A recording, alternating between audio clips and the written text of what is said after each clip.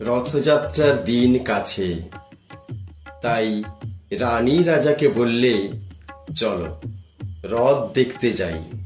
রাজা বললে, আচ্ছা। ঘোড়াশাল থেকে ঘোড়া বেরোলো, হাতিশাল থেকে হাতি, ময়ূরপঙ্খী যায় সারে সারে, আর বল্লম হাতে সারে সারে সিপাই সান্ত্রী, দাস দাসী দলে দলে পিছে পিছে চলল। কেবল বাকি রইল একজন, রাজবাড়ির ঝাঁটার কাঠি কুড়িয়ে আনা তার কাজ।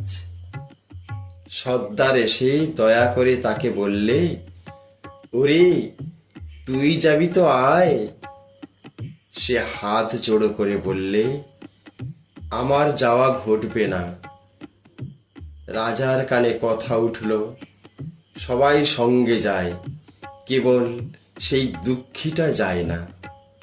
রাজা দয়া করে মন্ত্রীকে বললে, ওকেও ডেকে নিও। রাস্তার ধারে তার বাড়ি। হাতি যখন সেইখানে পৌঁছলো, মন্ত্রী তাকে ডেকে বললে, ওরে দুঃখী, ঠাকুর দেখবি চল। সে হাত জোড়ো করে বলল, কত চলবো, ঠাকুরের দুয়ার পর্যন্ত পৌঁছই এমন সাধ্য কি আমার আছে? মন্ত্রী বললে, ভয় কি রে তোর, রাজার সঙ্গে চলবি। সে বললে, সর্বনাশ, রাজার পথ কি আমার পথ? মন্ত্রী বললে, তবে তোর উপায়? তোর ভাগ্যে কি রথযাত্রা দেখা ঘটবে না?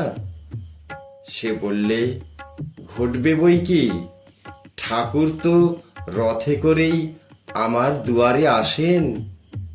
মন্ত্রী হেসে উঠল, বললে, তোর দুয়ারে রথের চিহ্ন কই? দুঃখী বললে, তার রথের চিহ্ন পড়ে না। মন্ত্রী বললে, কেন বলতো? দুঃখী বললে, তিনি যে আসেন পুষ্পক রথে।